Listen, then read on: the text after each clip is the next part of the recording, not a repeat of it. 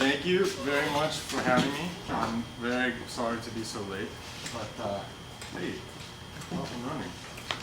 So, it means a lot to me that I'm able to speak to you tonight. I appreciate the opportunity. This is just kind of based on some of my experiences that I had being a part of SAE at San Jose here.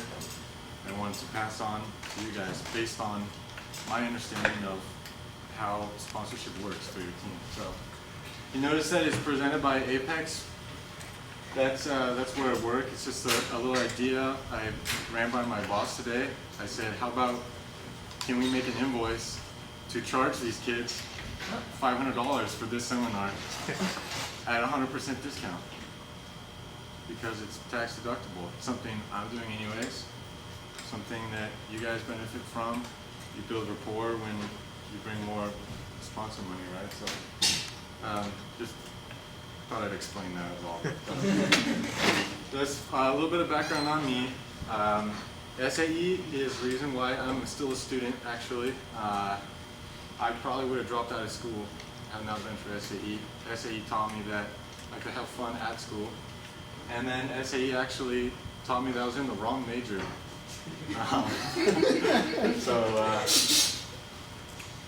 Former mechanical engineering student, I'm now studying industrial technology.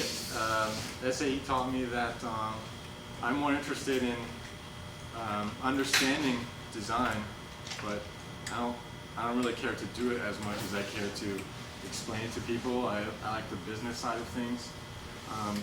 And the manufacturing systems is turning out to be a really great fit for me. I'm really enjoying it. So, and I've been working at this company called Apex Race Parts since June. There are lots of BMWs and race cars involved, so I'm enjoying it.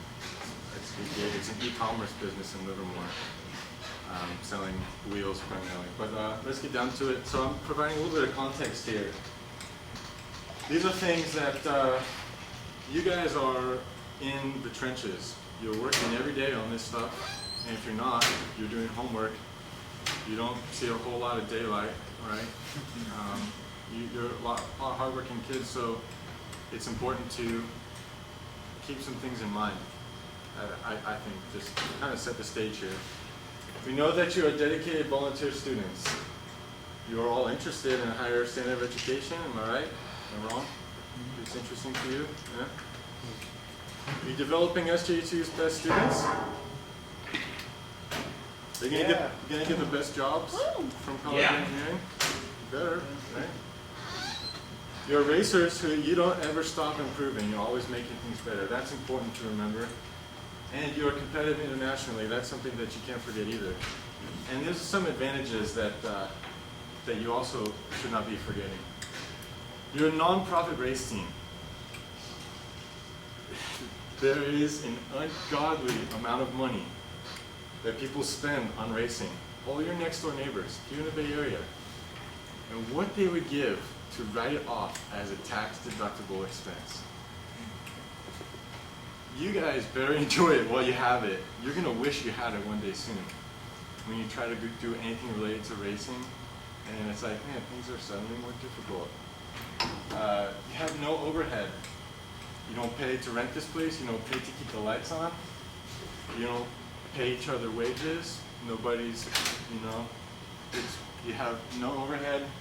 You're racing with a good cause, which is, it's out there, but it's kind of hard to come by. So that makes you compelling. You're young and creative minds, which means you can do anything, right? And you have few limitations. Your rule book talks about how to build a car. And that's about it, right? You don't have a whole lot of limitations. So you have a lot of really cool opportunities. Video games and teaching have one thing in common. If you make something too hard, your audience gets bored. If the same thing happens, you make it too easy. So I'm kind of adapting this to the sponsorship situation. I really enjoy the sponsorship efforts at San Jose State here. But I didn't find that many people were willing to help out. And that was due to a lot of things, but a lot of people just feel like it's too hard. And missing the mark on that, or does that sound fair? So if it's too hard, it's natural. You're going to get bored. You don't want to, spend time on something that seems outlandishly difficult, beyond your reach. But if it's too hard, I think you should take a closer look at why, because it's really easy and it is really simple, and this is kind of like the focus of what I'm talking to you about tonight. At Optimus G, one thing I really enjoyed is it wasn't all about how to. Most of it was how do tires work, how to design suspension, how to build data acquisition system. But he also talked about just how to manage a formula team and be successful. He says that sponsorship's not hard and you have to use your energy. He says this in the middle of this 3-day seminar where we're just learning so much so quickly. I'm just jotting it down. It really didn't make a lot of sense to me at the time. And that's about all I'm going to say on it, because that will start to make more sense as we go on. But there's a formula video I really wanted to dig up. I think he's speaking in Europe, and he's talking about his first experience on Formula SAE. And they have no money. And the first manufacturer he contacts said, he designed uprights out of magnesium. And it's just a funny story. Joey is the one that showed it to me a couple of years ago. And I just couldn't dig it up. But the first manufacturer he comes to and says, here's this magnesium upright, can you make this for us? They say, we can only make 50 of those for you. And he's like, okay, I think that would be good. I think we could do with that, right? So he's got a lot of funny stories. He's really been around the block. You should look him up at least, and at least check out the videos, his advice to our program here, and how he thinks that we should do. So anyways, when any of your teammates, this is kind of where I'm going. If I'm mistaken, maybe there's a lack of people that want to help out with sponsorship. Is that okay to say? Yeah. Okay. So, if they don't want to help out because it's too hard, these are some things that I heard. People would say, I don't want to help with sponsorship because I'm not good at it. So what are they really saying? What's behind that? I think that means that this is one possible reason. Maybe they just don't feel like they're creative enough, which sponsorship takes a lot of creativity sometimes. Another reason, it's not relative to my interest. And, maybe you just want to be a CAD monkey and never communicate with humans. Not for me, but it could be you. But there's a possible reason there. If it's not relative to my interest, maybe it's just maybe that's just them saying, I don't feel comfortable talking to people, right? Or maybe I'm too busy, which I really don't believe that. I think it's just that I think there's something else that's more interesting to me, right? So this is what I think if Dr. Phil had anything to say on the subject, I think he'd say something about, that you have to listen to your heart. Just trying to keep this interesting for you guys. Okay? And I think he's on the right track because one of the things that makes sponsorship really easy is that that's what it takes. You really have to be regularly focused on what's in your heart, as corny as it sounds. You are a part of this program, you're volunteering your time because you care about it, right? Is your heart in it? You see where I'm going? You want the program to succeed. There are sponsors out there that also want this program to succeed. It's very straightforward.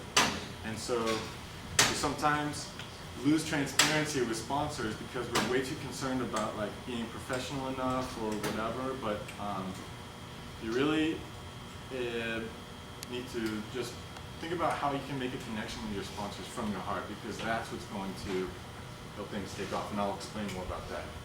This is kind of on the same lines. This famous author, John C. Maxwell, says people don't care how much you know until they know how much you care. And that's pretty relevant, I think, because that's a big reason of what makes you guys compelling. Because you are some of the brightest and most talented students graduating from this university. Right? Getting a couple of head nods. So here's a couple of slides I'm going to go through on what does sponsorship take. We know that it takes creativity, right? And when you don't feel creative enough, a quick fix is often to just get inspired.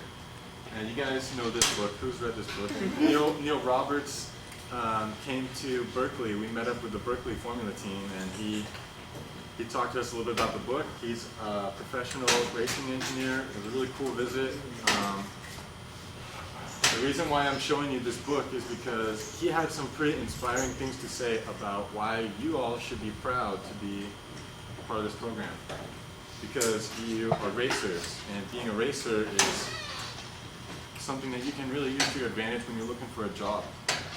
And Neil gives a few reasons why. He gives 3 main reasons why racing, being involved with racing, makes you different than everything else. So his first reason is, anybody remember this? You remember this, Natalia? So in racing, deadlines don't move. When the green flag drops, whether you're there or not, the race is on. Deadlines are not moving. In business, things can get, set back, rescheduled, postponed. It happens all the time, right? It doesn't happen in racing. Nobody's going to wait for you, okay? That is something to be proud of. That's something that you're up against. You have deadlines that will not budge, no matter what. Number 2, there's no such thing as good enough. Anything, this is the way he said it, anything that can be improved on your car, on your team, it is improved every day, and you never stop. If you can make it better, if it's like, hey, I know how to save, this many pounds off the frame, but I don't really feel like doing it because I think it's good enough the way it is. You don't really hear that language anywhere in racing, unless you have people that are just not competitive. But that's not you guys, because you are competitive, right? You're the best team in California right now? Yeah. Formula is, right? Ow! Yeah. You guys have an awesome platform right here. This is what I'm trying to get across to you. Is it working? Yeah. Okay. Third main point he says is, in racing, you very quickly find out exactly how well your ideas are working. You get results fast. You make a part at 2 in the morning, or maybe not anymore, and you find out how it works the next day. It breaks, if it holds together, or what. And when results come quickly, it keeps you motivated, okay? So what does this turn into? He kind of sums it up here. You're looking for an employee who will get the job done on time, every time, who will take full responsibility and pride in results that he or she produces, and who considers exceeding your expectations to be standard practice. Hire a racer. Sound good?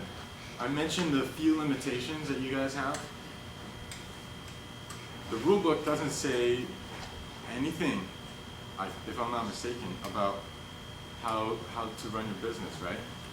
How to run like the business side of your team. You can have 100% faculty members raising sponsorship money. Maybe, right? Like there really are no limitations. So would you agree that the best teams are going to be the teams that take it seriously enough to run their SAE team like a business? Would you agree? Would you agree that the most competitive businesses have the best customer service? Okay, this is a $6 book. On Amazon, you get it used for $6. It's pretty short. I'm really not a book reader.